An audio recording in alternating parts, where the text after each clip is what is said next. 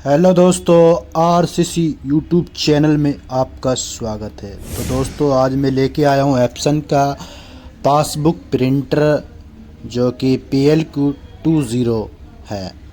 इसके अंदर एक प्रॉब्लम आ रही है। प्रॉब्लम ये है कि ये पासबुक को अंदर नहीं ले रहा है। जैसे ही हम पासबुक लगाते हैं ये उसको बाहर फेंक देता है। तो चलिए दोस्तों, ज़्यादा टाइम ना लेते हुए हम काम को अंजाम देते हैं। तो सबसे पहले हमने ये कार्टेज को हटाया है, और ये कार्टेज जो इसके अंदर है ये ओरिजिनल भी नहीं है, नॉन जेन्युइन कार्टेज कस्टमर ने लगा रखी है। तो इससे भी बहुत बड़ी समस्या आती है।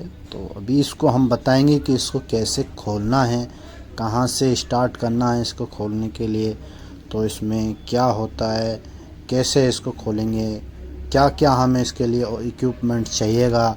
तो सबसे पहले मेरे दोस्तों एक 4 मुँह का स्क्रू ड्राइवर चाहिएगा। उसके में इसमें 2 पेच हैं बस ओनली, एक ये वाला और एक ये है।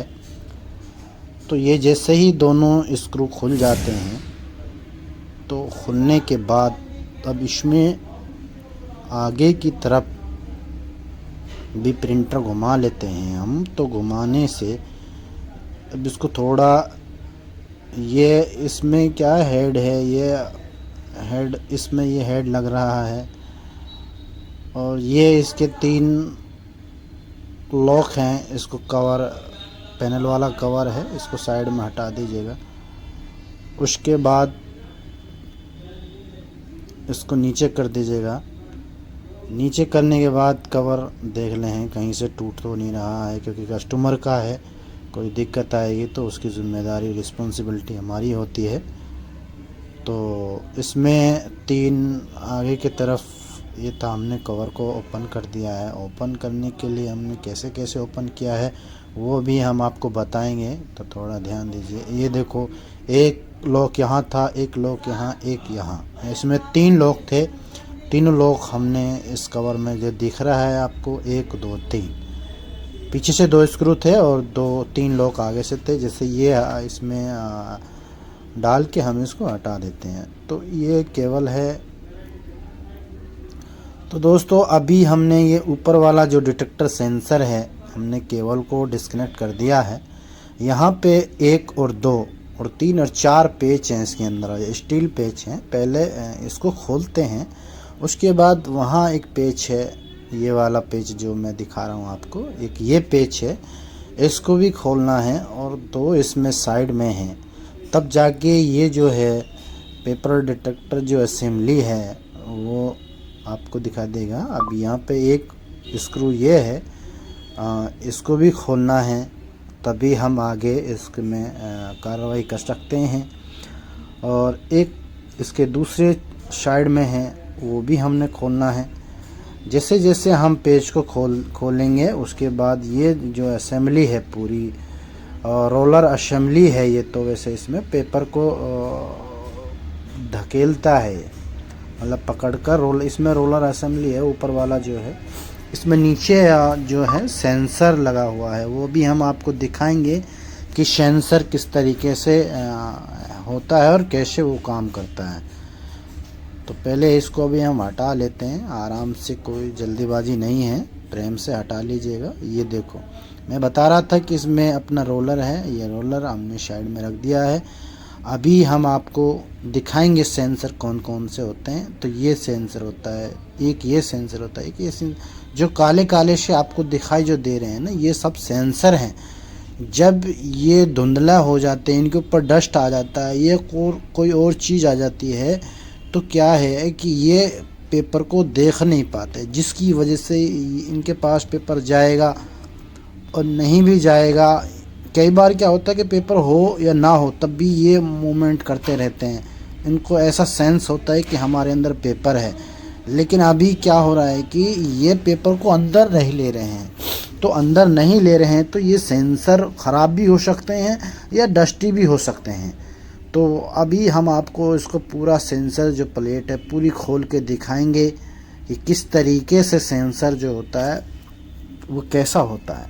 तो सबसे पहले ऊपर से डस्ट को अच्छी तरह से साफ़ किया हमने, आपको भी ऐसा ही करना है। तो अभी हम जो सेंसर दिखाएंगे अब आपको, तो ये चीज़ होती है, पहले हमने यहाँ से इसके अंदर से पहले डस्ट को हटाना है। जो आपको दिखाई दे रहा डस्ट है, ये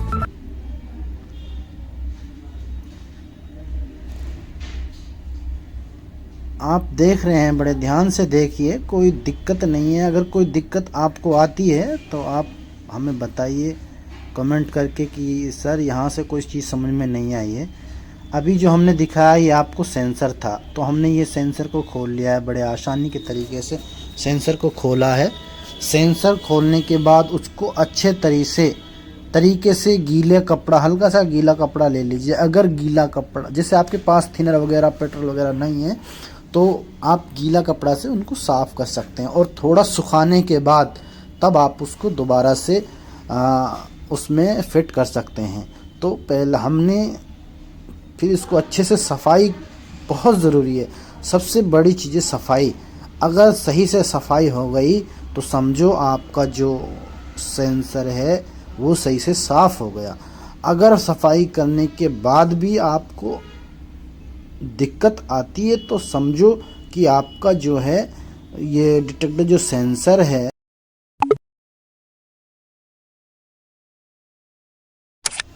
तो आपको अच्छे से इसको प्रॉपरली साफ़ कर लेना है। जैसे साफ़ हो जाता है, आपको लग रहा है कि हाँ अच्छे से साफ़ हो रहा है, कहीं पर भी डस्ट नहीं छोड़ना है। अगर डस्ट रह गया, थोड़ा हल्का गीला सा कपड़ा ले लीजिए, या बिल्कुल सूती कपड़ा बहुत ज़रूरी होता है इसमें। जितना सूती कपड़ा होगा उतना अच्छे से सफाई होगा और कोई दिक्कत नहीं आती सूती कपड़े से।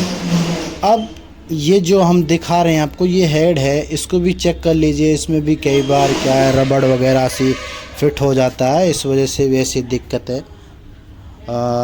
बहुत ख़तरनाक आवाज़ करने लग जाता है इसकी वजह से। अगर ये हेड जाम होगा तो बहुत ही दिक्कत आती है। देखो हमने इसको अभी सफाई किया, उल्टा करके हम इसको करते, कितनी डस्ट इसके अंदर से निकल रही है, तो आप देख सकते हैं ये किस तरीके से हमने इसकी सफाई की है।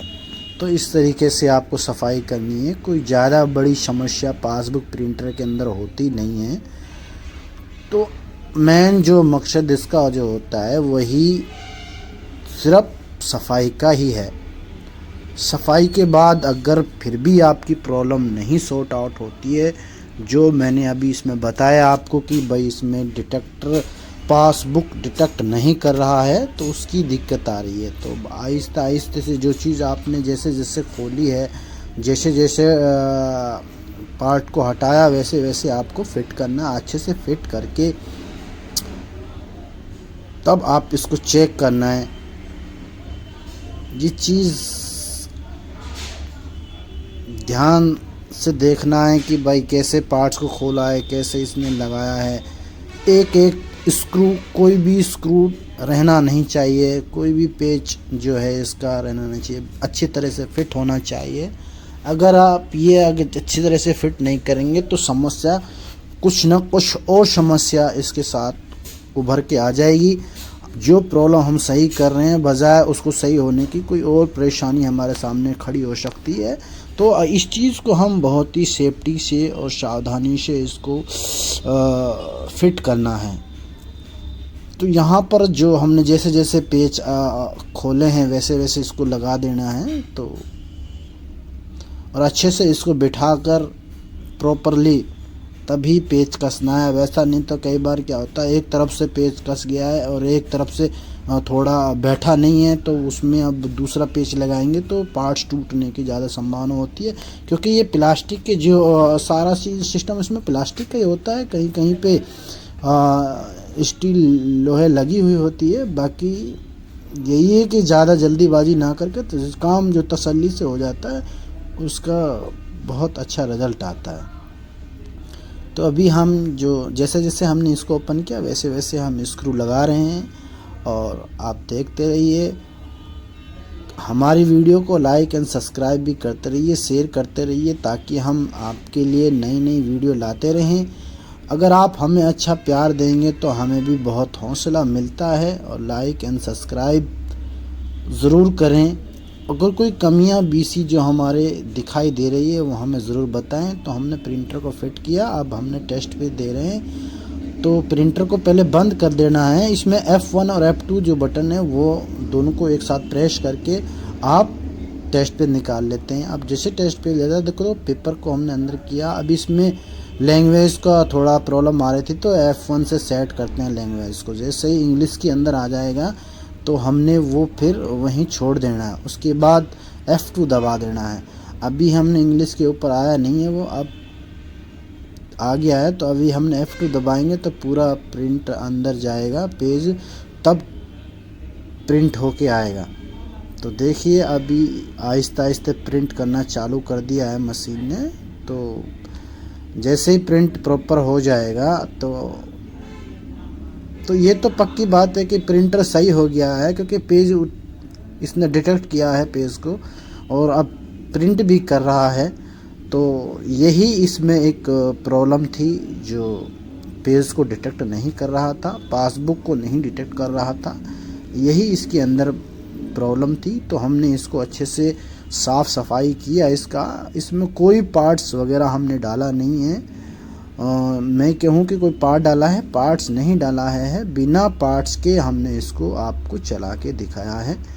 तो अभी ये ओके है और प्रिंट कर रहा है। देखिए बहुत आसानी के साथ में प्रिंट को वापसी कर दिया है। तो दोस्तों